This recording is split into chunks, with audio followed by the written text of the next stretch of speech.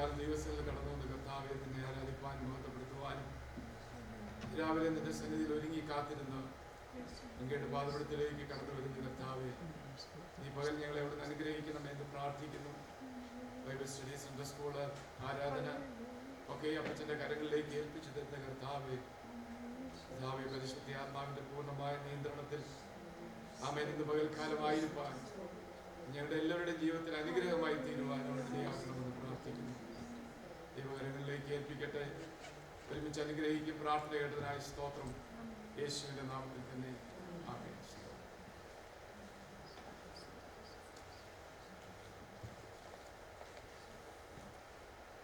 എന്നും നല്ലവൻ യേശു, എന്നും നല്ലവൻ, ഇന്നലെയും ഇന്നും എന്നും അന്യനല്ലവൻ. യേശു ഇന്നലെയും ഇന്നും എന്നും അന്യനല്ലവൻ. ഭാരമുള്ളിൽ നേരിടും നേരമെല്ലാം താങ്ങിടും, ഭാരമുള്ളിൽ നേരിടും നേരമെല്ലാം താങ്ങിടും.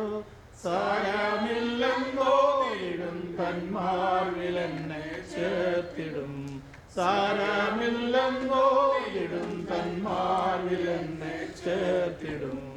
എന്നും നല്ലവൻ യേശു, എന്നും നല്ലവൻ, ഇന്നലെയും ഇന്നും എന്നും അന്യനല്ലവൻ.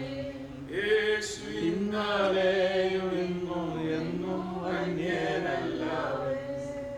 ആമേൻ. ഹല്ലേലൂയ. സ്തോത്രം.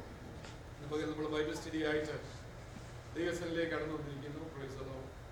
നമ്മുടെ ഈ നിയമത്തിലെ ഭാഗങ്ങളാണ് മഹേശൻ പാസ്റ്റർ പഠിപ്പിച്ചുകൊണ്ടിരിക്കുന്നത്. കർത്താവിദാസിന്റെ ഒരു 5 ആഴ്ചത്തേക്ക് ഉണ്ടായിരിക്കത്തില്ല. ഈ 5 ആഴ്ചയിൽ ഞാൻ എടുക്കാൻ ഉദ്ദേശിക്കുന്ന ഭാഗം പഴയ നിയമത്തിലെ ചില ഭാഗങ്ങളാണ്. പഴയ നിയമത്തിലെ ലേവ്യ യാഗങ്ങളെ കുറിച്ച് നമുക്ക് എല്ലാവർക്കും വളരെ പരിചിതമായ സബ്ജക്റ്റ് ആണ്. എന്നാൽ ഇന്ന് പകൽ അതിനെക്കുറിച്ച് സംസാരിക്കുമ്പോൾ ഞാനത് എന്താണ് ഈ ദിവസങ്ങളിൽ പഠിപ്പിക്കേണ്ടത് അല്ലെങ്കിൽ ബൈബിൾ ക്ലാസ് എടുക്കേണ്ടതെന്ന് ആലോചിച്ചപ്പോൾ ഈ ചിന്ത എൻ്റെ ഹൃദയത്തിലേക്ക് കടന്നു വന്നു. ലേവ്യ പുസ്തകം നമ്മൾ പലപ്പോഴും വായിച്ച് തള്ളിവിടുന്ന, അല്ലെങ്കിൽ തള്ളിവിടുക എന്ന് പറഞ്ഞാൽ വളരെ വായിക്കുമ്പോൾ നമുക്കൊരു പക്ഷേ വലിയ സുഖമൊന്നും തോന്നാത്ത, അല്ലെങ്കിൽ അതിനകത്ത് വന്ന് കിട്ടാനില്ല എന്നൊക്കെയുള്ള ചിന്ത നമുക്കുണ്ടായിരിക്കുന്നാൽ വേദപുസ്തകത്തിലെ ഏറ്റവും പ്രധാനപ്പെട്ട ഒരു ബുക്കാണ് ലേവ്യ പുസ്തകം. 66 അധ്യായങ്ങളുണ്ട്. ഈ ലേവ്യ പുസ്തകത്തിലെ ഭാഗങ്ങളെ നാം ചിന്തിക്കുമ്പോൾ ദൈവം നേരിട്ട് സംസാരിച്ച ഏറ്റവും അധികം സംസാരിക്കുന്ന ഭാഗം ലേവ്യ പുസ്തകത്തിലാണ്. ദൈവം തമ്പുരാൻ നേരിട്ട് തൻ്റെ ജനത്തോട് അധികം സംസാരിക്കുന്ന മറ്റു പുസ്തകങ്ങളെക്കാൾ അധികമായി ദൈവം നേരിട്ട് ജനത്തോട് സംസാരിക്കുന്ന, അല്ലെങ്കിൽ മോശയോട് സംസാരിക്കുന്ന പ്രധാന ഭാഗങ്ങളാണ് ഈ ലേവ്യ പുസ്തകത്തിൽ അടങ്ങിയിരിക്കുന്നത്. ഈ പുസ്തകം എഴുതിയിരിക്കുന്നത് വീണ്ടെടുക്കപ്പെട്ട ജനത്തിനു വേണ്ടിയാണ്, മറ്റാർക്കുമല്ല. വീണ്ടെടുക്കപ്പെട്ട രക്ഷയുടെ അനുഭവത്തിലേക്ക് കടന്നു വന്ന പുതിയ നിയമവിശ്വാസികൾക്കും അല്ല, പഴയ നിയമത്തിൽ തിരഞ്ഞെടുക്കപ്പെട്ട ഇസ്രായേൽ മക്കൾക്ക് വേണ്ടി എഴുതപ്പെട്ട പുസ്തകമാണ്. അതുകൊണ്ട് ഈ ബുക്കിന്റെ പ്രധാനപ്പെട്ട ഭാഗം എന്ന് പറഞ്ഞാൽ രക്ഷിക്കപ്പെട്ടവർ സംസാരിക്കുന്നത് നമ്മളെ സംബന്ധിച്ച് ഏറ്റവും പ്രധാനപ്പെട്ട ഒരു പുസ്തകമാണ്. മൂന്നാമത് തന്റെ പുത്രനെ കുറിച്ച് ദൈവം പുത്രനെ മഹത്വപ്പെടുത്തുന്ന, അല്ലെങ്കിൽ പുത്രന്റെ മഹത്വം മുൻപേ കൂട്ടി വരച്ച് കാണിക്കുന്ന ഒരു പുസ്തകമാണ്. പിതാവ് തന്റെ പുത്രനായ ക്രിസ്തുവിനെ കുറിച്ച്, കർത്താവായ യേശുക്രിസ്തു വരുന്നതിന് മുമ്പ് അവന്റെ പ്രവൃത്തികളെ കുറിച്ചും വരച്ചു കാട്ടുന്ന ഒരു പുസ്തകമാണ് ലേവ്യ പുസ്തകം. നാലാമത് ഈ മൂന്ന് ഭാഗങ്ങളുണ്ട്. ഇതിനകത്ത് 5 യാഗങ്ങളെ കുറിച്ചാണ് ആദ്യത്തെ 5 അധ്യായങ്ങൾ പറയുന്നത്. ഇപ്പൊ 3 കാര്യം നമ്മൾ ഓർത്തിരിക്കണം. ഏറ്റവും കൂടുതൽ ദൈവം മനുഷ്യനോട് സംസാരിക്കുന്ന ഒരു പുസ്തകം, നേരിട്ട് സംസാരിച്ചൊരു പുസ്തകം. വീണ്ടെടുക്കപ്പെട്ട ദൈവമക്കൾക്ക്, അല്ലെങ്കിൽ വിളിച്ചു വേർതിരിക്കപ്പെട്ട തെരഞ്ഞെടുക്കപ്പെട്ട ഇസ്രായേലിനോട് സംസാരിക്കുന്ന, അങ്ങനെയെങ്കിൽ തീർച്ചയായിട്ടും പുതിയ നിയമ വിശ്വാസികളോട് സംസാരിക്കുന്ന, വീണ്ടെടുക്കപ്പെട്ട ജനത്തോട് സംസാരിക്കുന്ന ഏറ്റവും പ്രധാനപ്പെട്ട പുസ്തകമാണ് ലേവ്യ പുസ്തകം. മാത്രമല്ല ഈ പുസ്തകത്തിന്റെ ഒരു വലിയ പ്രത്യേകത എന്ന് പറയുന്നത്, ദൈവം, പിതാവായ ദൈവം തന്റെ പുത്രന്റെ മഹത്വത്തെ യേശുക്രിസ്തു വരുന്നതിന് മുമ്പ് വരച്ചു കാട്ടിയിരിക്കുന്ന ഒരു പുസ്തകമാണ് ലേവ്യ പുസ്തകം. ഇത് മൂന്നും നമ്മുടെ ഹൃദയത്തിൽ ഉറച്ചിരിക്കണം. അപ്പോൾ ഈ ലേവ്യ പുസ്തകത്തിൽ 5 യാഗങ്ങളെ കുറിച്ച് ആദ്യത്തെ 5 അധ്യായങ്ങൾ നമ്മൾ ലക്ഷ്യമായി വിവരിക്കുന്നുണ്ട്. 5 യാഗങ്ങളെ കുറിച്ച് ഈ 5 ദിവസം 5 ആഴ്ചയിൽ എടുക്കാമെന്ന് വിചാരിക്കുന്നു. അപ്പോൾ ഈ 5 യാഗങ്ങളെ കുറിച്ച് നമുക്ക് എല്ലാവർക്കും അറിയാം. ഈ യാഗങ്ങൾ എവിടെയാണ് നടക്കപ്പെടുന്നത് ചോദിച്ചാൽ, കർത്താവായ ദൈവം, പിതാവായ ദൈവം ഇസ്രായേൽ മക്കളെ വിളിച്ചു വേർതിരിച്ച് അടിമത്തത്തിൽ നിന്ന് പുറപ്പെടുവിച്ച് അവര് കനാൻ ദേശത്തോട് യാത്ര ചെയ്യുമ്പോൾ വഴിയിൽ വെച്ച് കർത്താവ് പറഞ്ഞു, എനിക്ക് ഈ ജനത്തോടു കൂടെ വസിക്കണം, ഇവരെ അങ്ങനെ വിടാൻ എനിക്ക് പറ്റത്തില്ല, ഇവരുടെ കൂടെ വസിക്കണം. എന്തിനാണെന്ന് ചോദിച്ചാൽ, അവരുടെ ജീവിതത്തിൽ ഉണ്ടാകുന്ന പാകപ്പിഴകളെ മനസ്സിലാക്കി അവരോട് കൂടെ നടന്ന് അവരെ സംരക്ഷിക്കുകയും അവരുടെ പാപ പ്രവർത്തികൾക്ക് ഒന്ന് ആലോചന കൊടുത്ത് അവർ മടങ്ങി വന്ന് ദൈവത്തെ അറിയുവാനും എനിക്ക് അവരോട് കൂടെ വസിക്കണമെന്ന് പറഞ്ഞ് മോശയോട് പറഞ്ഞ് നല്ലൊരു പെട്ടകം ഉണ്ടാക്കാൻ, അങ്ങനെ ആർക്ക് ഓഫ് ദ കവനന്റിലെ സമാഗമന കൂടാരം പണിഞ്ഞ് ദൈവം പറഞ്ഞതുപോലെ തന്നെ പണിഞ്ഞ് അവരുടെ മധ്യത്തിൽ വസിക്കുന്ന ഒരു യാഗപീഠം അല്ലെങ്കിൽ സമാഗമന കൂടാരത്തെ കുറിച്ച് നമുക്ക് കാണാൻ കഴിയും. ആ സമാഗമന കൂടാരം, ആ പെട്ടകം ഇരിക്കുന്നത് അതിവിശുദ്ധ സ്ഥലത്താണ്. അവിടേക്ക് കയറി ചെല്ലണമെങ്കിൽ ഒത്തിരി കടമ്പകളുണ്ട്. അതിനെക്കുറിച്ച് സമാഗമന കൂടാരം പഠിക്കുമ്പോൾ നമുക്ക് മനസ്സിലാക്കാൻ കഴിയും. എന്നാൽ അതിന് മുമ്പിൽ ഒരു പ്രാകാരമുണ്ട്. ഒരു വേലി കെട്ടി അതിനെ സംരക്ഷിച്ച് കർത്താവ് പറഞ്ഞതുപോലെ അതിന് അളവൊക്കെ കൊടുത്ത് പടം ഒന്ന് കാണിക്കാൻ പറ്റും. ഒരു യാഗപീഠം അല്ലെങ്കിൽ ആ പ്രാകാരത്തിന് അടുത്ത് അല്ലെങ്കിൽ ആ കെട്ടിയടയ്ക്കപ്പെട്ട ഈ കൂടാരത്തിന്റെ ഏറ്റവും ആദ്യം പ്രാകാരത്തിൽ ഒരു യാഗപീഠം വെച്ചിട്ടുണ്ട്. ആ യാഗപീഠം മറ്റൊന്നുമല്ല, എപ്പോഴും കത്തിക്കൊണ്ടിരിക്കുന്ന യാഗപീഠമാണ്. അപ്പോൾ ദൈവത്തിന്റെ സാന്നിധ്യമാണ് ഈ സമാഗമന കൂടാരം.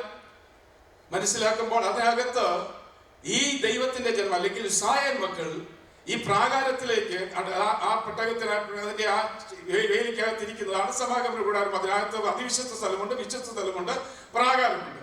ആ പ്രാകാരത്തിൽ ആദ്യം കാണുന്ന ഇങ്ങനെ കത്തിക്കൊണ്ടിരിക്കുന്ന ഒരു യാഗപീഠം ഉണ്ടായിരിക്കും. ആ യാഗപീഠം എപ്പോഴും കത്തിക്കൊണ്ടിരിക്കണം, അത് തീ അണയാൻ പാടില്ല. അപ്പൊ അവിടെയാണ് ഈ യാഗങ്ങൾ നടക്കുന്നത്. അപ്പൊ ഇതിനകത്ത് 5 യാഗങ്ങളാണ് പ്രധാനമായിട്ടും പറയുന്നത്. 1 ഹോമയാഗം, 2 ഭോജനയാഗം, 3 സമാധാനയാഗം, 4 പാപയാഗം, 5 അകർത്തിയാഗം. അവിടെ ഒന്ന് കാണിക്കാമോ? 5 യാഗങ്ങൾ നമ്മൾ വ്യക്തമായി മനസ്സിലാക്കണം. 5 യാഗങ്ങൾ വളരെ പ്രധാനപ്പെട്ട യാഗങ്ങളാണ് നമുക്ക് കാണാൻ കഴിയുന്നത്. 1 ഹോമയാഗം, ഭോജനയാഗം, സമാധാനയാഗം, പാപയാഗം, അകർത്തിയാഗം.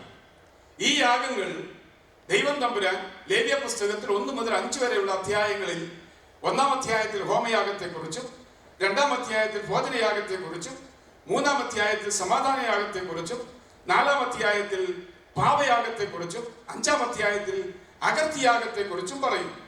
അപ്പൊ അതിന്റെ ഓർഡർ തന്നെ, ആ ഓർഡർ നിട്ടേക്കാമനെ, ആ ഓർഡർ തന്നെ ആദ്യം ഹോമയാഗമാണ് അല്ലേ? ഹോമയാഗം എന്ന് പറയുന്നത് ഏറ്റവും മുകളില, അതിന് താഴെ ജോയില്. അപ്പോ ഈ ഹോമയാഗം ആദ്യമാണ്, 2-ാമത് ഭോജനയാഗം, നടുക്ക് സമാധാനയാഗം, അതിന്റെ അടിയിൽ പാപയാഗം, ഏറ്റവും അവസാനം അകർത്തിയാഗം അല്ലേ? അപ്പോൾ ഈ യാഗങ്ങളെ കുറിച്ച് പഠിക്കുമ്പോൾ ഏറ്റവും പ്രധാനപ്പെട്ടത് ഉയർന്നു നിൽക്കുന്നത്, മുകളിൽ നിൽക്കുന്നതിന്റെ ഓർഡർ തന്നെ ഒരു പെർഫെക്ഷൻ. അതിന് മുകളിലെ ഹോമയാഗം, ഭോജനയാഗം. ഹോമയാഗം എന്ന് പറയുന്നത് കർത്താവായ യേശുക്രിസ്തു അല്ലെങ്കിൽ ആടിനെ അറുത്ത്, കന്നുകാലിയോ ആടിനെ അറുത്ത് അതിനകത്ത് മുഴുവനായി ബേർഡ് ഓഫറിംഗ് അല്ലെങ്കിൽ മുഴുവനായി ദഹിപ്പിക്കപ്പെടുന്ന ഒരു യാഗം. അപ്പോ അത് കർത്താവായ യേശുക്രിസ്തു പിതാവിന്റെ വാക്കനുസരിച്ച് മരണത്തോളം അനുസരണം കാണിച്ച് അവനെ സമ്പൂർണമായി സമർപ്പിക്കുന്ന ഒരു യാഗമാണ് ഹോമയാഗം. അതല്ല എങ്കിൽ ദൈവം താഴോട്ടിറങ്ങി വരുവാൻ, ഭൂമിയിലേക്ക് ഇറങ്ങി വരുന്ന, മുകളിൽ നിന്ന് ഇറങ്ങി വരുമ്പോൾ ആദ്യമേ പിതാവ് അവനോട് പറഞ്ഞു, നീ പൂർണ്ണമായി സമർപ്പിക്കേണ്ടവനാണ്, എന്റെ വാക്കനുസരിച്ചുകൊണ്ട് എന്നെ മഹത്വപ്പെടുത്തുവാൻ ഈ ഒരു യാഗത്തിലൂടെ നിനക്ക് കഴിയുകയുള്ളൂ. അപ്പോൾ വളരെയധികം ഭാരപ്പെട്ട കർത്താവായ യേശുക്രിസ്തു പറഞ്ഞു, പിതാവെ നിനക്ക് കഴിയുമെങ്കിൽ ഇതൊന്ന് മാറ്റിത്തരണം എന്നൊക്കെ പറയുമ്പോഴും അവിടെ പറഞ്ഞില്ല, നിന്റെ ഹിതം പോലെ നടക്കട്ടെ. എന്തിനെന്നറിയാമോ? എന്റെ മരണമാണെങ്കിലും അത് അനുസരണത്തോളം മരണത്തോളം ഞാൻ അനുസരിച്ച് എന്റെ പിതാവിനെ മഹത്വപ്പെടുത്തുവാൻ ഞാൻ എന്ത് ത്യാഗവും സഹിക്കാൻ തയ്യാറാണെന്ന് പറഞ്ഞ് മുഴുവനായി ഏൽപ്പിച്ചു കൊടുത്തുകൊണ്ട് ഏൽപ്പിച്ചു കൊടുക്കാൻ മനസ്സുള്ളവനായി താഴോട്ട് വരുന്ന ഒരു യാഗമാണ് ഹോമയാഗം. അതിന്റെ അടുത്ത് ഭോജനയാഗം എന്ന് പറയുന്നത്, ഹോമയാഗത്തിൽ കന്നുകാലികളോ ആടുകളോ അറക്കപ്പെടും. ഭോജനയാഗം എന്ന് പറയുന്നത് അതിനകത്ത് രക്തച്ചൊരിച്ചിലില്ല, നേരിയ മാവ്. ആ നേരിയ മാവ് കാണിക്കുന്നത് മറ്റൊന്നുമല്ല, അറിയാമോ എന്താണെന്ന്? കർത്താവായ യേശുക്രിസ്തുവിന്റെ ഭൂലോകത്തിലുള്ള ജീവിതം. ആ ജീവിതത്തിൽ നേരിയ മാവെന്ന് പറയുമ്പോൾ അതിനകത്ത് ഒരു കരടുമില്ല. അവന്റെ ഈ ലോക ജീവിതത്തിൽ കരടുകൾ, മായങ്ങൾ ഉണ്ടാകാമായിരുന്നു. എന്നാൽ ഈ മായയും കരടുകളും ഒന്നുമില്ലാതെ കർത്താവായ യേശുക്രിസ്തു ലോകത്തിൽ ജീവിച്ച ജീവിതത്തെ വരച്ചു കാണിക്കുന്ന ഭോജനയാഗം. അതിനകത്ത് രക്തച്ചൊരിച്ചിലില്ല, അതിനകത്ത് വെറും ധാന്യങ്ങൾ മാത്രം കൊടുത്തുകൊണ്ട് അവന്റെ ജീവിതം. അപ്പൊ എവിടെ നോക്കിയാലും, നമ്മുടെയൊക്കെ ജീവിതത്തിൽ നോക്കിയാൽ ഒത്തിരി കരടുകൾ കാണാൻ കഴിയും, അല്ലേ? മനുഷ്യരാണ്. എന്നാൽ പാപമില്ലാത്തവൻ അവൻ ലോകത്ത് ജീവിക്കുമ്പോൾ ഒരു കരടും ഒരു കറയും ഒരു മാലിന്യമേശാതെ അതൊന്ന് അരിച്ചെടുത്ത് നേരിയ മാവായിട്ട് സമർപ്പിക്കുവാൻ എന്റെ കർത്താവായ യേശുക്രിസ്തു മനസ്സായിരുന്നു. മനസ്സെന്ന് മാത്രമല്ല, അവൻ അതിനായിട്ടാണ് ഭൂമിയിൽ വന്നത്. പാപത്തിന്റെ മധ്യത്തിൽ, പാപികളുടെ മധ്യത്തിൽ ജീവിക്കുമ്പോഴും അവന്റെ ജീവിതത്തെ ശുദ്ധമാക്കിക്കൊണ്ട് പാപമേശാതെ ദൈവത്തിനായി, ദൈവത്തിന്റെ നാമത്തിന്റെ, പിതാവിന്റെ മഹത്വത്തിനായി സമർപ്പിക്കപ്പെടുന്ന ഒരു ലോക ജീവിതത്തെ കാണിക്കുന്ന ഭോജനയാഗമാണ് ആ രണ്ടാമത്തത്. അപ്പോൾ മേടിൽ നിന്ന് താഴോട്ട് വരുമ്പോൾ കർത്താവായ ദൈവം തമ്പുരാൻ താഴോട്ടിറങ്ങി വരുന്ന ആദ്യത്തെ ഭാഗം ഹോമയാഗം, 2 ഭോജനയാഗം, നടുക്ക് സമാധാനയാഗം. ഇനി താഴോന്ന് മുമ്പിലോട്ട് വന്നേ, ദൈവം താഴോട്ടിറങ്ങി വരാൻ 2 പെർഫെക്റ്റ് ആയിട്ടുള്ള യാഗങ്ങൾ, ഒന്ന് ഹോമയാഗവും ഭോജനയാഗവും. അതിനെക്കുറിച്ച് മനസ്സിലായല്ലോ. ഇനി താഴേന്ന് വരുമ്പോൾ മനുഷ്യൻ എങ്ങനെ മേലോട്ട് കയറുന്നത്? മനുഷ്യൻ ആദ്യം കയറേണ്ടത് നമ്മുടെ അകൃത്യങ്ങളെ ഏറ്റുപറഞ്ഞ് ദൈവത്തിന് സമർപ്പിക്കുന്ന അകൃത്യയാഗം. എന്റെ പിതാവിന്റെ അടുക്കലേക്ക് നിനക്ക് കടന്നു വരണമെങ്കിൽ നിങ്ങളൊരു കാര്യം ചെയ്യണം. നിങ്ങളുടെ അകൃത്യങ്ങളെ ഏറ്റുപറഞ്ഞ് അതിനുവേണ്ടി നിങ്ങൾ യാഗങ്ങൾ സമർപ്പിക്കണം. അതിനെയാണ് അകൃത്യയാഗം എന്ന് പറയുന്നത്. ആ അകൃത്യയാഗമാണ് മനുഷ്യൻ ദൈവത്തോട് അടുക്കുവാൻ തക്കവണ്ണം ആദ്യത്തെ കടമ്പ, ആദ്യത്തെ ഘട്ടം എന്ന് പറയുന്നത് അകൃത്യയാഗം. ഈ പാപങ്ങളൊക്കെ ഏറ്റുപറഞ്ഞ് വീണ്ടെടുക്കപ്പെട്ട് രക്ഷിക്കപ്പെട്ട ദൈവജനം അവർ വീണ്ടും പാപത്തിലേക്ക് പോകും. കാരണം പാപത്തിന്റെ ഒരു പ്രമാണം നമ്മുടെ ഇടയിലുണ്ട്. നന്മ ചെയ്യണമെന്ന് ആഗ്രഹിച്ചാലും എന്താ വരുന്നത്? ആരുമില്ല നീതിമാന്മാർ. അപ്പോൾ ഈ പാപത്തിന്റെ പ്രമാണം നമ്മുടെ അകത്തുണ്ട്. അതിന് എത്ര വിശുദ്ധനെന്ന് വീമ്പളക്കിയാലും ഈ പാപത്തിന്റെ പ്രമാണം ഇതിനകത്തുള്ളിടത്തോളം കാലം ഇതിനകത്തുനിന്ന് പാപത്തിന് പരിഹാരം നടത്തുവാൻ രണ്ടാമത് മുകളിൽ നിന്ന് കയറി വരുമ്പോൾ രക്ഷിക്കപ്പെട്ട എനിക്ക് എന്റെ കർത്താവുമായി മുന്നോട്ട് പോകണമെങ്കിൽ പാപയാഗം, പാപത്തെ ഏറ്റുപറഞ്ഞ് ഉപേക്ഷിക്കുന്ന ഓരോ നിമിഷവും മാനസാന്തരപ്പെടുന്ന ഒരു യാഗമാണ് പാപയാഗം എന്ന് പറയുന്നത്. അതിന്റെ ഇടയ്ക്ക് വരുന്നതാണ് സമാധാനയാഗം.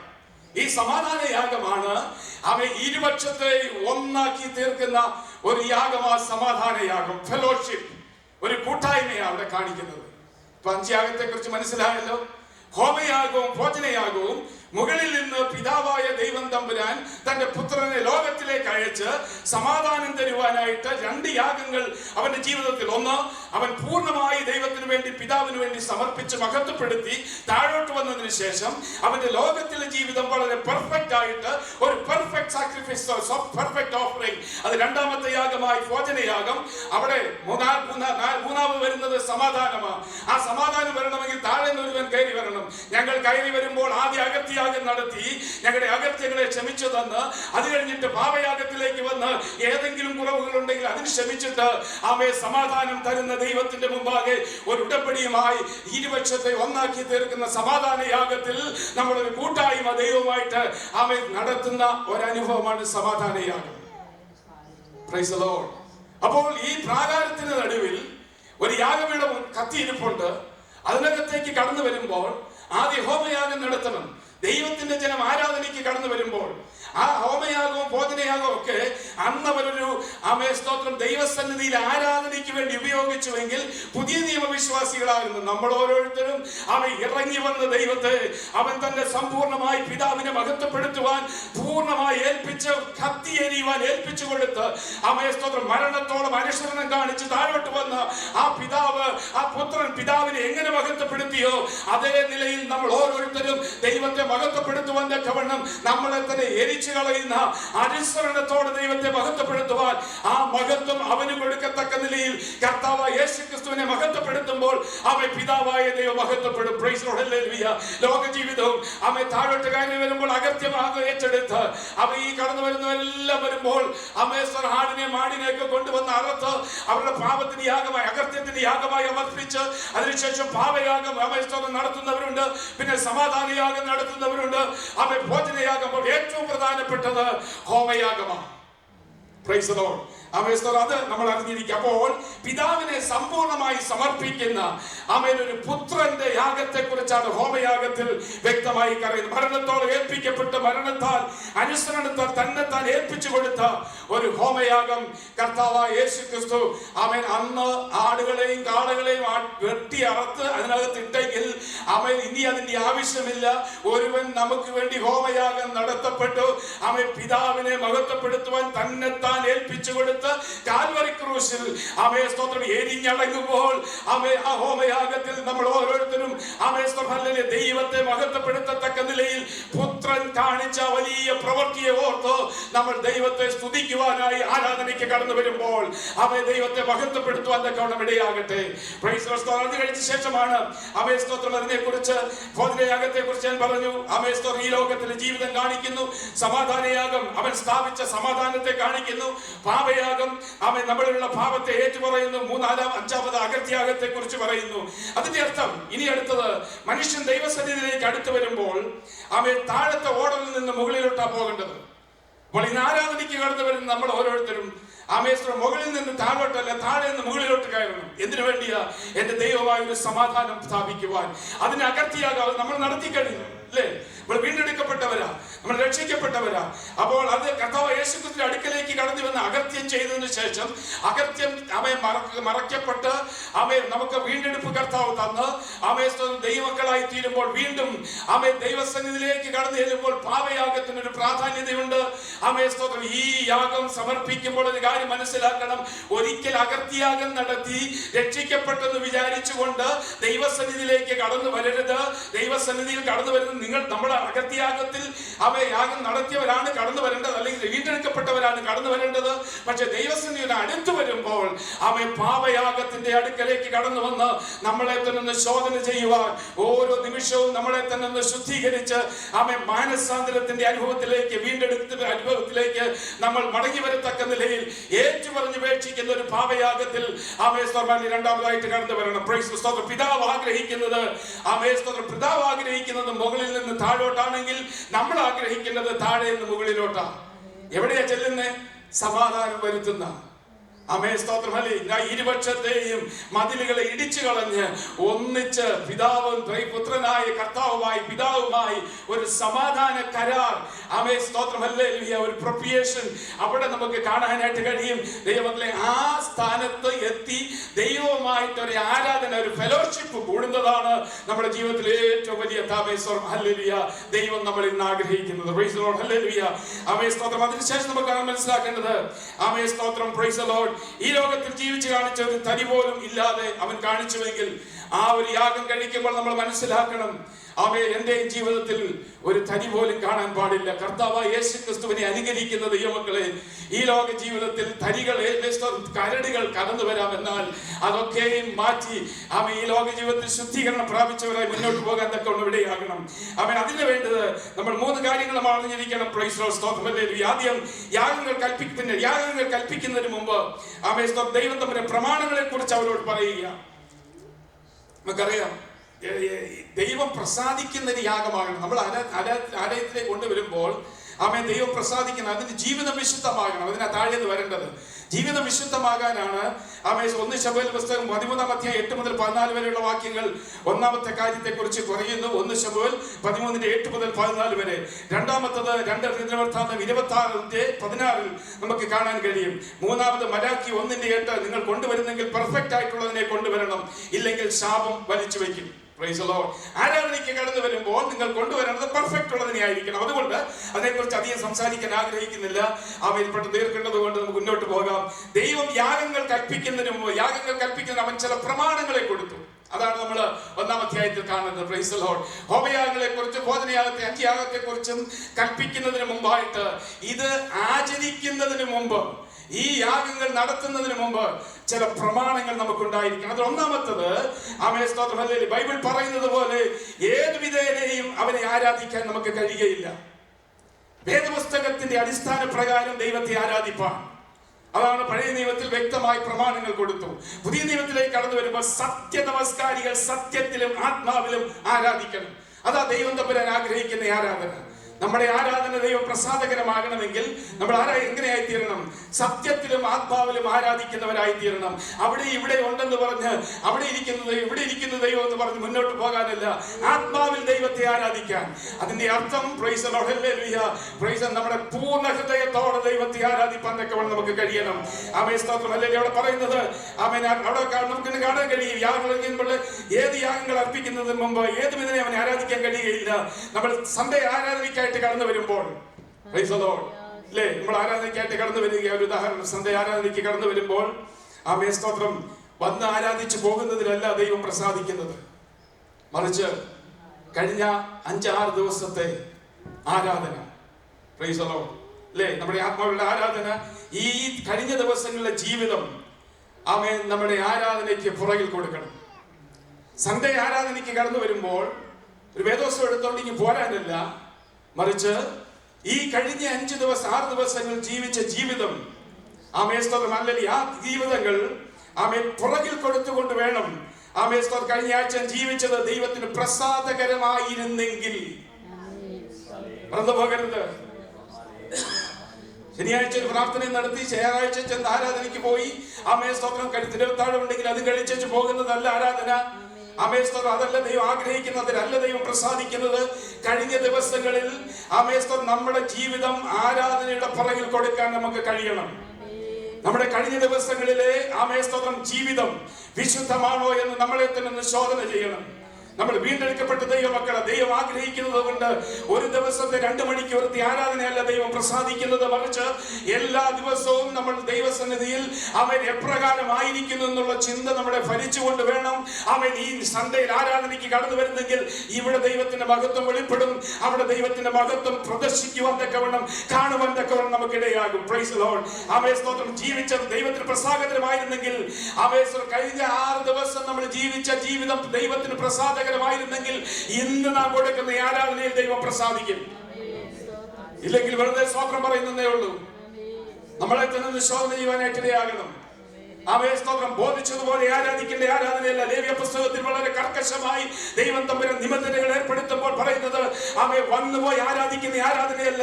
ആമേൻ, സ്തോത്രം, അല്ലല്ലേ, കഴിഞ്ഞ ദിവസങ്ങളിൽ നിങ്ങൾ അകൃത്യയാഗം നടത്തി പാപയാഗത്തിലേക്ക് കടന്നു വരുമ്പോൾ, ദൈവത്തിന്റെ സന്നിധിയിലേക്ക് കടന്നു വരുമ്പോൾ, ആമേൻ, കഴിഞ്ഞ 5 ദിവസവും കഴിഞ്ഞു പോയ ദിവസങ്ങളെ പുറകിൽ വെച്ചുകൊണ്ട് ആമേൻ ദൈവസന്നിധിയിലേക്ക് കടന്നു വരുമ്പോൾ, ആമേൻ, എന്റെ കഴിഞ്ഞ ദിവസങ്ങളിലെ വാക്കുകൾ, പ്രവർത്തനങ്ങൾ, ചിന്തകൾ, ആമേൻ, ആലോചനകൾ, നിരൂപണങ്ങൾ, മനോഭാവങ്ങൾ എന്റെ ദൈവത്തിന് പ്രസാദകരമായില്ല എങ്കിൽ ഇന്ന് പകൽക്കാലം കഴിക്കുന്ന ആരാധനയിൽ യാതൊരു ഫലവുമില്ല.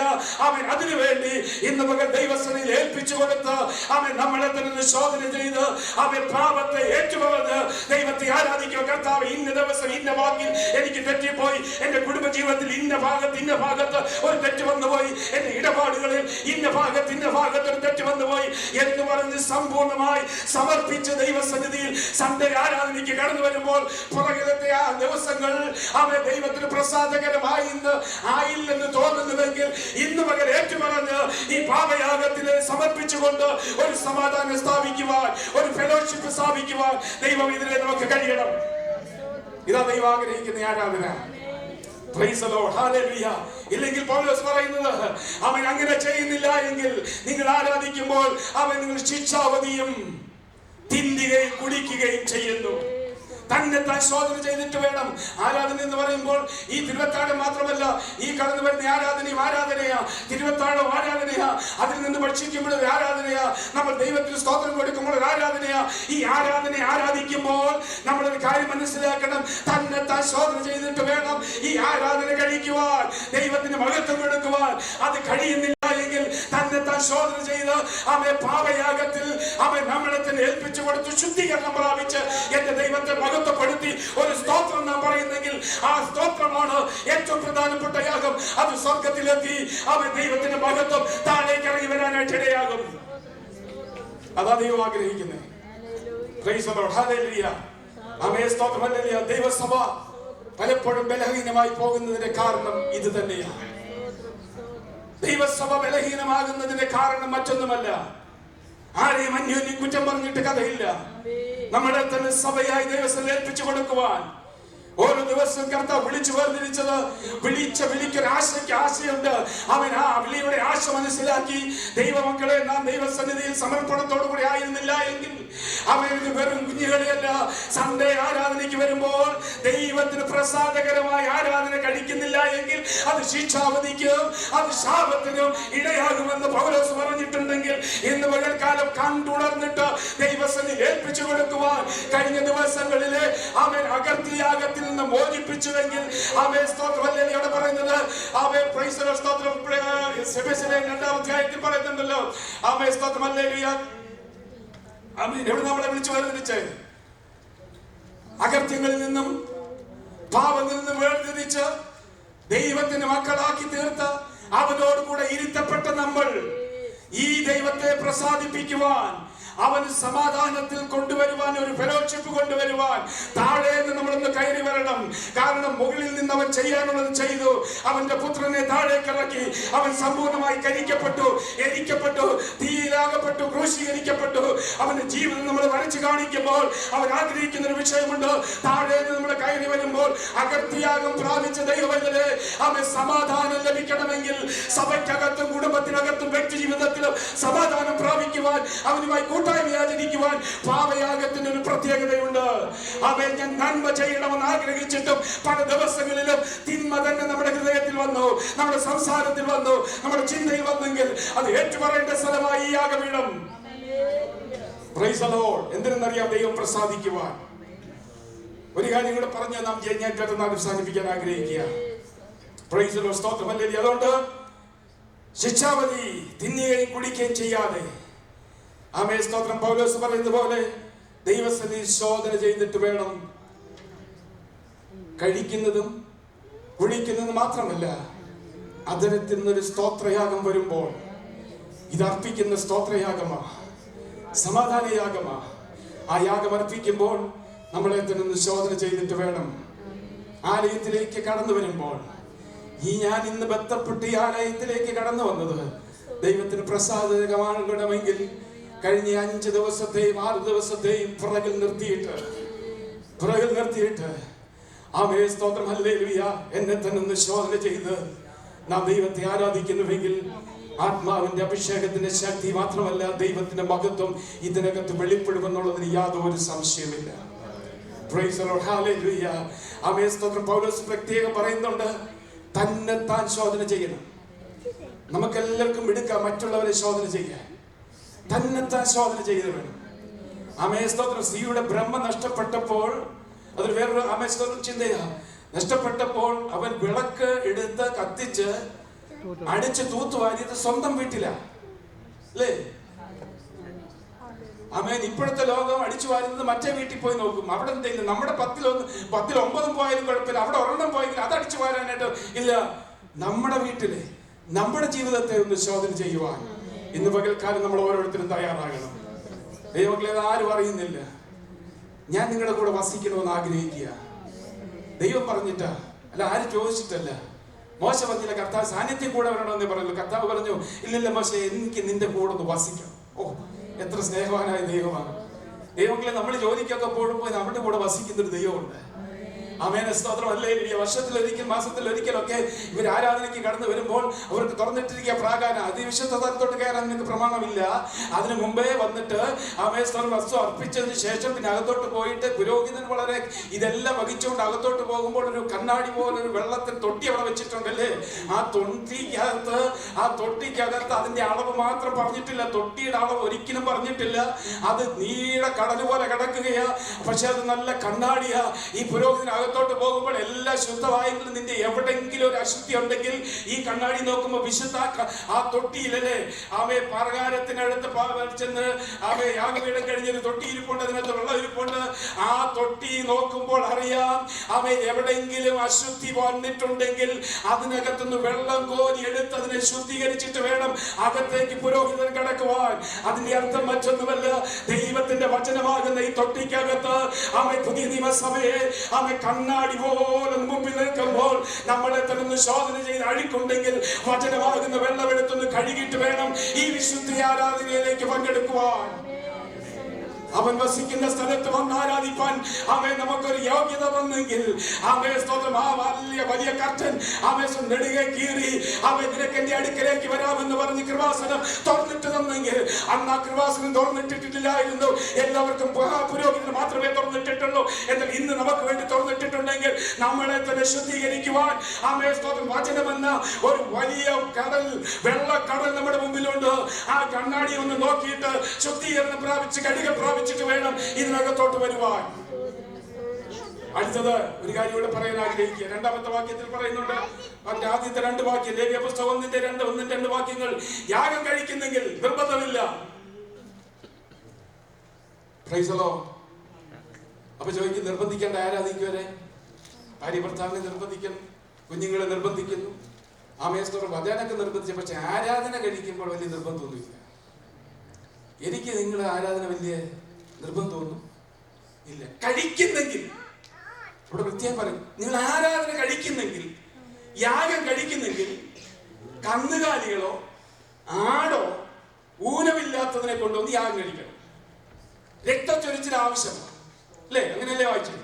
രക്തച്ചൊരിച്ചിൽ ആവശ്യമാണ്. ആദ്യത്തെ യാഗത്തിൽ രക്തച്ചൊരിച്ചിൽ ആവശ്യമാണ്. ആ രക്തച്ചൊരിച്ചിൽ അത് ആയതായിരിക്കണം, കന്നുകാലികളോ ആടോ ആയിരിക്കണം. അപ്പൊ നമുക്ക് വേറെ ഏതെങ്കിലും രക്തം ചൊരിയാവില്ലേ? വേട്ടയാടി പിടിച്ചോണ്ടതിനെ കൊണ്ടുവന്ന പറയാം, എളുപ്പമല്ലേ? വേണ്ട, വേട്ടയാടാൻ നിനക്കൊക്കെ ഇഷ്ടം പോലെ കാട്ടിക്കൊണ്ടായിരിക്കും കൊണ്ടുവരാൻ. ദൈവഹിതമില്ലാത്തതൊന്നും എന്റെ സന്നിധിയിലോട്ട് കൊണ്ടുവരണ്ട. വീട്ടിൽ വളർത്തുന്ന, നീ പോറ്റി വളർത്തുന്ന അമേസ്തോത്രം ചില കന്നുകാലികളും ആടുകളും, ഇവയെ വേണം നീ കൊണ്ടുവരാൻ. Price the Lord. ആരാധന വീട്ടിൽ തുടങ്ങണം. Price the Lord. സ്തോത്രം. അതിന് വില കൊടുത്തേ പറ്റത്തുള്ളൂ. എളുപ്പമാ ഒന്നിനെ വേട്ടയാടി പിടിച്ചുകൊണ്ട് വരാൻ, വളരെ എളുപ്പമാ. അമ്മയെ മറക്കു പോകരുത്. ദൈവത്തിന് വേണ്ടി കൊടുക്കാൻ ഒത്തിരി വേണേ കൊടുക്കാൻ തവനിയുണ്ട്. പക്ഷേ അമ്മ കൊടുക്കുമ്പോൾ ശ്രദ്ധിച്ചോണം, അമ്മയെ സ്തോത്രം ഊനമില്ലാത്തതായിരിക്കണം. നീ എവിടുന്നാ കൊണ്ടുവന്നെന്ന് ചിന്തിച്ചോണം. അത് അമ്മയെ ദൈവസ്ഥനിൽ അർപ്പിക്കുന്ന ഓരോ വഴിപാടും ഓരോ സ്തോത്രയാഗങ്ങളും നീ ഇതിനകത്തേക്ക് കൊണ്ടുവരുമ്പോൾ, ഞാനും നിങ്ങൾ കൊണ്ടുവരുമ്പോൾ ഒരു കാര്യം മനസ്സിലാക്കണം, ഊനമില്ലാത്തതും അവ വീട്ടിൽ വളർത്തിയതുമായിരിക്കണം. അതിന്റെ അർത്ഥം വീട്ടിൽ ചെലവിട്ടത് അവയെ ചെലവാക്കുവാൻ, ദൈവത്തെ ആരാധിക്കാൻ ഒരു ചെറുപ്പം ചെലവ് കൊടുത്തേ പറ്റുകയുള്ളൂ. ഒരു കന്നുകാലി ആടിനെ വളർത്തണമെങ്കിൽ ചില്ലറ കാര്യമില്ല. അവൻ അതിന് വില കൊടുത്തെങ്കിൽ മാത്രമേ ആരാധനയ്ക്ക് കൊണ്ടുവരാൻ കഴിയുകയുള്ളൂ. അങ്ങനെ വില കൊടുത്ത് കൊണ്ടുവരുന്നത് മതി എനിക്ക്, അല്ലാതെ ഓസിന് കിട്ടുന്നത് എനിക്ക് വേണ്ട. അവൻ ദൈവാലയത്തിലേക്ക് കടന്നു വരുമ്പോൾ നിങ്ങൾ കൊണ്ടുവരേണ്ടത് കന്നുകാലികളും ആടുകളുമായിരിക്കണം. Praise the Lord. അതിന്റെ അർത്ഥം മറ്റൊന്നുമല്ല ദൈവമക്കളെ. നമ്മൾ ദൈവസന്നിധിയിൽ ദൈവ ആരാധന ഭവനത്തിലാണ് തുടങ്ങുന്നത്. ഭവനത്തിൽ നിന്ന് കൊണ്ടുവരണം. Price the Lord. അമ്മയെ സ്തോത്രം. വല്ലോടും പോയി ആത്മാശക്തിയൊക്കെ പ്രാപിച്ചെന്ന് പറഞ്ഞേച്ച് അമ്മ വീട് എങ്ങനെയായി പോകട്ടെ, ഞാൻ ഇങ്ങനെ പോകുക, അവിടുന്ന് കിട്ടിയെന്ന് പറഞ്ഞ് ഇങ്ങോട്ട് വരണ്ട. വീട്ടിനകത്ത് ആരാധന തുടങ്ങണം. വീട്ടിനകത്ത് നിന്ന് കൊണ്ടുവരണം. അത് കൊണ്ടുവരാൻ കഴിയുന്നില്ലെങ്കിൽ നീ നല്ല ഹൃദയം നുറങ്ങി ദൈവസന്നിധിയിൽ ഇരിക്കുന്നുവെങ്കിൽ അവിടെ ഒരു കന്നുകാലികളെ കൊണ്ടുവരത്തക്ക നിലയിൽ കുടുംബമായി ദൈവസന്നിധി കടന്നു വരത്തക്ക നിലയിൽ ദൈവത്തിന്റെ പ്രവൃത്തി അയക്കുമെന്നുള്ളതിന് യാതൊരു സംശയമില്ല. പുതിയ ദൈവത്തിൽ എന്റെ കർത്താവ് മഹാക്ഷമയും ദീർഘക്ഷമയും കരുണയും വിശ്വസ്തതയുള്ളവനാ. നിന്റെ കണ്ണുനീരിനെ കണ്ട് മാറിപ്പോകുന്ന ദൈവമല്ല. അതിന്റെ അർത്ഥം വീട്ടിൽ ആരും നിന്നെ മൈൻഡ് ചെയ്തില്ലെങ്കിലും നീ കഴിക്കുന്ന ആരാധനയുമായിട്ട് വേണം ഇവിടേക്ക് കടന്നു വരാൻ. അതിന് സ്വല്പം പ്രയാസമാണ്, വില കൊടുക്കേണ്ടതായിട്ട് വരും. ഒരു വീട്ടിൽ വളർത്തുന്ന കന്നുകാലി ആടിനെ കൊടുക്കാൻ ഇച്ചിരി ബുദ്ധിമുട്ടാണ്. അയ്യോ, ഇത്ര നാൾ നോക്കി വെച്ചതാ ഇങ്ങനെ പോകുന്നത്, അടുത്ത ക്രിസ്മസ് കൊടുത്തിട്ട് ഇത്ര വിലയെങ്കിലും കിട്ടിയാലേ. അല്ല, എന്റെ ആട്ടിൻകുട്ടി കുഞ്ഞാടിനെ എനിക്ക് കൊടുക്കാൻ പറ്റുന്നില്ല, എനിക്ക് അത്ര സ്നേഹമാണ്. ആ മേസ്തോത്രമല്ലേലിയ, അതിൽ സ്വല്പം ഒരു ത്യാഗ മനോഭാവം നമുക്കുണ്ടായിരിക്കണം, സമർപ്പണം ഉണ്ടായിരിക്കണം. കന്നുകാലി ആടും വളർന്നു വരണമെങ്കിൽ സ്വല്പ സമയമെടുക്കും. ആരാധനയ്ക്ക് വരുന്നതിന് മുമ്പ് സ്വല്പ സമയമെടുത്ത് ധ്യാനിച്ച് അവൻ ചെയ്ത ഉപകാരങ്ങളെ ഓർത്ത് ആമേസ്തോത്രം ദൈവത്തെ സ്തുതിച്ച് ആലയത്തിൽ വരുന്നതിന് മുമ്പ് ഭവനത്തിൽ ഒരു ആരാധന നീ സമയം ചെലവഴിച്ച് ദൈവസ്ഥന് ഇരുന്നേച്ച് വേണം ഇങ്ങോട്ട് വരാൻ. അല്ലാത്തത് ഇങ്ങോട്ട് കൊണ്ടുവരണ്ടാന്ന് മനസ്സിലായോ? ഓടി അവിടെ ചെന്ന് മേളിലിരിക്കുന്ന ബൈബിൾ എടുത്തോണ്ട് ഓടി വന്നേച്ചു പോകാൻ ആമേസ്തോത്രം വേട്ടയാടി പിടിക്കുന്ന ഒന്നും എന്റെ കർത്താവിന് വേണ്ട. സമയം ചെലവഴിച്ച് ഹോമയാഗങ്ങൾ, ഈ 5 യാഗങ്ങളും അതാ പറയുന്നത്. യാഗങ്ങൾ ദൈവം കൽപ്പിക്കുന്നതിന് ചില പ്രമാണങ്ങൾ പറഞ്ഞു. 1, ആമേ, നീ കഴിക്കുന്നെങ്കിൽ ദൈവത്തിന് പ്രസാദമായത് കഴിക്കണം. നീ കൊണ്ടുവരുന്നതിന് പ്രസാദിക്കണം, നിന്നിന് പ്രസാദിക്കണം. ആമേ സ്തോത്രം. 2 പേര് യാഗം നടത്തിയില്ലേ? ആരൊക്കെയാ? ഹാബേലും കായീനും. Praise the Lord. കായീന്റെ യാഗത്തിൽ ദൈവം പ്രസാദിച്ചു, ഹാബേലിന്റെ യാഗത്തിൽ ദൈവം പ്രസാദിച്ചു. ഒത്തിരി ഇന്റർപ്രിട്ടേഷൻ ഉണ്ട് അല്ലേ? വ്യാഖ്യാനങ്ങളൊക്കെ ഒത്തിരി ഉണ്ട്. അവിടെ ഒരു കാര്യം വ്യക്തമായി പറയുന്നുണ്ട്. ഹാബേൽ യാഗം കഴിച്ചപ്പോൾ മറ്റവനൊന്ന് ക്ലിക്ക് ചെയ്തു, ഇനി എനിക്ക് കഴിക്കണമല്ലോ. നീ വല്ലവനും കണ്ട് കഴിക്കുന്നത് കണ്ടേച്ച് കഴിക്കുക, എന്നെ ആദ്യമേ തന്നതല്ലേ ഇതൊക്കെ, നീ അല്ലേ മൂത്തവൻ അല്ലേ? അങ്ങനല്ലേ? കായിനല്ലേ മൂത്തൻ? ചേട്ടനല്ലേ? ഈ ചേട്ടന് നേരത്തെ കൊടുത്തതാ വിളവൊക്കെ, അവന് സമയമില്ലായിരുന്നു. ആരുടെ കണ്ടു? അനിയെ കൊടുക്കുന്ന കണ്ടപ്പോ ഇവനൊരു പൈസ കൊടുക്കേണ്ടത് തക്ക സമയത്ത് കൊടുക്കണം. അതിനൊക്കെ മാത്രം ഇന്റർപ്രിട്ടേഷനൊക്കെ നിങ്ങൾ എടുത്തോ, എനിക്ക് ആദ്യമേ ദൈവത്തിന് കൊടുക്കേണ്ടത് കൊടുക്കാൻ തക്കവണ്ണം നീ തായാണെങ്കിലും ചക്കയാണെങ്കിലും മാങ്ങയാണെങ്കിലും തേങ്ങയാണെങ്കിലും ആടാണെങ്കിലും അവൻ നിന്നെ നല്ലതുപോലെ അറിഞ്ഞിട്ടാ എന്റെ കർത്താവ് ഹാബേലിനെ അനുഗ്രഹിച്ചേ. നീ കൊണ്ടുവരുന്ന യാഗത്തിലും നിന്നിലും പ്രസാദിക്കണം. ഇന്ന് കൊണ്ടുവരുന്ന യാഗത്തിൽ, ഈ സ്തോത്രം പറയുന്ന യാഗത്തിൽ, അതരത്തിൽ ഹൃദയത്തിൽ നിന്ന് കടന്നു വരുന്ന ഈ യാഗത്തിൽ എന്റെ മനോഭാവം നല്ലായിരിക്കണം, എന്റെ ആദരം ശുദ്ധമായിരിക്കണം, എന്റെ പ്രവർത്തികൾ ശുദ്ധമായിരിക്കണം. ഇതറിയുന്ന കർത്താവ് നമ്മളെ നോക്കി പറയുക, വേണ്ട വേണ്ട, അവൻ ഇത് സമർപ്പിക്കുന്നതിന് മുമ്പ് നീ നിന്നെ തന്നെ ശോധന ചെയ്ത് അവൻ ശുദ്ധീകരണം പ്രാപിച്ച് പാവയാഗത്തിൽ അവൻ നമസ്കരിച്ചുകൊണ്ട് വേണം എനിക്ക് വേണ്ടി സമാധാനത്തിനായിട്ട് നീ കടന്നു വന്ന് സ്തോത്രം പറയുവാൻ. അതാ 1ാമത്തെ കൽപ്പന. ശമൂവേലേ, നീ ആമേശ്വരം വലിയ വിദ്വാനൊക്കെ ശരിയാ, പക്ഷേ എല്ലാരും പോകുന്നെന്ന് വെച്ച് നീ വല്ലയിടത്തും കയറി ആരാധന കഴിക്കരുത്. നിനക്കൊരു പ്രമാണം തന്നിട്ടുണ്ട്, ഇത് പുരോഹിതൻ കഴിക്കേണ്ടതാണ്. ആളുകളെ നോക്കി പ്രസാദിപ്പിച്ച് കഴിക്കേണ്ട യാഗമല്ല ഇത് അല്ലേ? അവിടെ അല്ലേ പറയുന്നത്? അനുസരണത്തേക്കാൾ വേറൊന്നുമില്ല.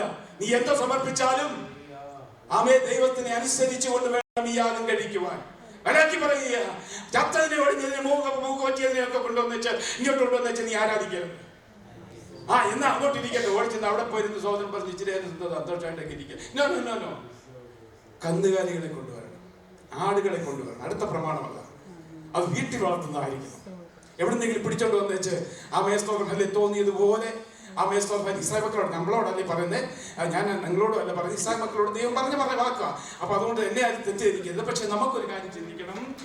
സ്തോത്രം ഒരിക്കലും ആരാധനയ്ക്ക് കടന്നു വരുമ്പോൾ ഇന്ന് ഇവിടുന്ന് പോകുന്ന സമയം മുതൽ അടുത്ത ആരാധനയ്ക്ക് വരുന്ന സമയം വരെ നമ്മുടെ പുറകിൽ ഉണ്ടായിരിക്കണം. ഹല്ലേലൂയ. സ്തോത്രം കുളിച്ച് വസ്ത്രമൊക്കെ ധരിച്ച് ബൈബിൾ എടുത്തോണ്ട് ഞായറാഴ്ച കടന്നു വരുന്നതിന് മുമ്പ് ഈ 5 ദിവസം നമ്മുടെ പുറകിൽ ഉണ്ടായിരിക്കണം. ആരോടൊക്കെ ഇടപെട്ടു, എന്തൊക്കെ സംസാരിച്ചു, എന്തൊക്കെ മനോനിലൂടമക്കളാ, ഇതൊക്കെ എല്ലാവർക്കും അറിയത്തില്ല. തന്നെ ശോധന ചെയ്തു, ആരും അറിയുന്നില്ല. ഇവിടെ വന്നിച്ച് എന്റെ കർത്താവിനോട് പറയണം, കർത്താവ് ഇന്ന ദിവസം ഇന്ന സംഭവം ഇന്ന ജീവിതത്തിൽ എന്റെ സംഭവിച്ചു പോയി, നീയുമായി സമാധാനം നടത്തുവാൻ നീ താഴോട്ട് പെർഫെക്റ്റ് ആയിട്ട് ഇറങ്ങി വന്നെങ്കിൽ എന്റെ ജീവിതം മേലോട്ട് വരികയാ. അകത്യാഗം നടത്തി പാവയാഗം നടത്തി സമാധാനം തരുവാൻ കർത്താവെ ഞാൻ ഈ പാവയാഗത്തിൽ നിന്നുകൊണ്ട് അതുകൊണ്ടാണ് പുതിയ നിയമത്തിൽ പറയുന്നത്, നീ കടന്നു വന്ന് ആരാധിക്കുന്ന പ്രാപിക്കുന്നതിന് മുമ്പ് സഹോദരനോട് നീ എന്തെങ്കിലും ചെയ്തിട്ടുണ്ടെങ്കിൽ നിന്റെ ഈ ചവറത്തി എനിക്ക് വേണ്ട, അവിടെ വെച്ചിട്ട് നീ അവിടെ നിരപ്പ് പ്രാപിച്ചിട്ട് വേണം ഇതെന്റെ സന്നിധിയിലേക്ക് കൊണ്ടുവരുവാൻ. ഒരു സ്തോത്രയാഗം നടത്തുന്നതിന് മുമ്പ്, ഒരു സ്തോത്രം പറയുന്നതിന് മുമ്പ്, ഒന്ന് കൈകൊടുക്കുന്നതിന് മുമ്പ് കൈകൊടുപ്പിലല്ല, അതിനുപരിയായി അവിടെ വെച്ചിട്ട് അവനുമായി നിരപ്പ് പ്രാപിക്കണമെങ്കിൽ നിരപ്പ് പ്രാപിച്ചിട്ട് വേണം ഈ ആലയത്തിലേക്ക് വരാൻ. വിശുദ്ധമൊക്കെ നല്ലതാകട്ടെ. അത് നിർത്തിയത് നമ്മൾ ചില കാരണങ്ങളുണ്ട്. അതിനെപ്പറ്റി എന്തൊക്കെ വ്യാഖ്യാനം വന്നാലും എനിക്ക് പറയുന്നതേ ഉള്ളൂ, ഒരു കൈ കൊടുത്താലും വിശുദ്ധമനത്തെക്കാൾ നന്നാണ്. പക്ഷെ അത് എവിടുന്ന് വരണം? വിശുദ്ധ ഇത് ഇന്നലെ എന്റെ വീട്ടിൽ വന്നില്ലോടി എന്ന് ചോദിക്കുന്ന ചോദ്യമുണ്ട്. ഞങ്ങളുടെ നാട്ടിൽ കോട്ടയിൽ നിന്നല്ല അമ്മാമ്മയെ കെട്ടിപ്പിടിച്ച ബ്ലൗസ് തയ്ക്കുന്നത് എത്ര നാളായി, അതായത് ഇത്ര ഇല്ലല്ലോ. ആരാ വിശുദ്ധമന നിർത്തുക? ആ വിശുദ്ധമനത്തെക്കാളും ഉള്ളിൽ നിന്നൊരു സ്വോത്രം കർത്താവിനെ ദാസന് കൊടുക്കാമെങ്കിൽ അത് പ്രസാദിക്കുന്ന ദൈവം. ചുംബനം കൊടുക്കുന്ന ദൈവം പ്രസാദിക്കത്തെന്ന് പറഞ്ഞ് എത്രയോ ഞാൻ നിന്ന സഭകളിലൊക്കെ ഈ ഗോൾ സമയത്തൊക്കെ വെച്ചപ്പോൾ ഇങ്ങനെ അങ്ങോട്ട് അഭിപ്രായം വരിക. ഇല്ലില്ല, പറഞ്ഞതിന്റെ താല്പര്യം കൊടുക്കുന്നത് തെറ്റൊന്നുമല്ല. പക്ഷേ ഇതിനേക്കാൾ ശക്തമായി നമ്മുടെ ഹൃദയം ദൈവത്തിന് തുറന്നൊന്ന് കൊടുക്കാൻ കഴിയുന്നെങ്കിൽ, ആമേൻ, മുഖത്ത് നോക്കി സ്തോത്രം പറയുമ്പോൾ ഉള്ളിൽ സൂത്രമില്ലാതെ സ്തോത്രം പറയാൻ കഴിയുന്നെങ്കിൽ അതാ ദൈവം ആഗ്രഹിക്കുന്നത്, അതാ ദൈവം പ്രസാദിക്കുന്ന വാക്കിൽ ഉപസ്മരിക്കുക. ഒന്ന്, ഹോമയാഗത്തിലേക്ക് നമ്മൾ കടന്നു വന്നു. അത് ഊനമില്ലാത്തതായിരിക്കണം. 2, കന്നുകാലികളായിരിക്കണം. വീട്ടിൽ തന്നെ വളർത്തി വീട്ടിൽ കഴിക്കുന്ന ആരാധന, വീട്ടിൽ സമയം ചെലവഴിക്കുന്നത്, അവൻ ചെലവഴിച്ച് വേണം ആടിനെയും കാളയും വളർത്താൻ. അതിനെ കൊണ്ടുവന്ന് വേണം വീട്ടിൽ ധ്യാനിച്ച് ഓർത്ത് അവനെ സ്തുതിച്ച് മഹത്വപ്പെടുത്തി അവനെ വർണ്ണിച്ച് അവനെ പ്രാർത്ഥിച്ച് ആരാധിച്ച് ആലയത്തിലേക്ക് കടന്നു വരുമ്പോൾ ആ കഴിക്കുന്ന സ്തോത്രത്തിൽ എന്റെ ദൈവം പ്രസാദിക്കും.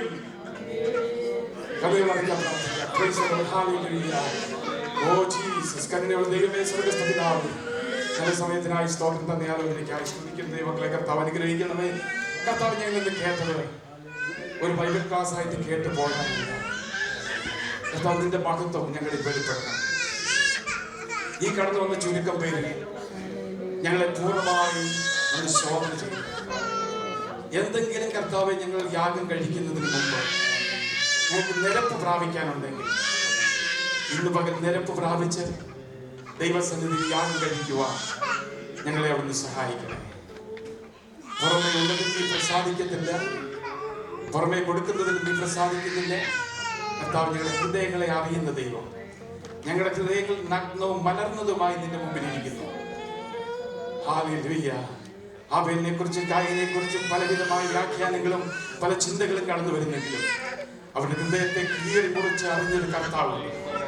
അവനെ പ്രസാദിച്ചതിന് ദൈവത്തിന് കാരണമുണ്ട്. അങ്ങനെയെങ്കിൽ ഞങ്ങളുടെ യാഗത്തെ പ്രസാദിക്കുവാൻ ഞങ്ങളെ തന്നെ പൂർണ്ണമായി ഏൽപ്പിക്കുന്നു.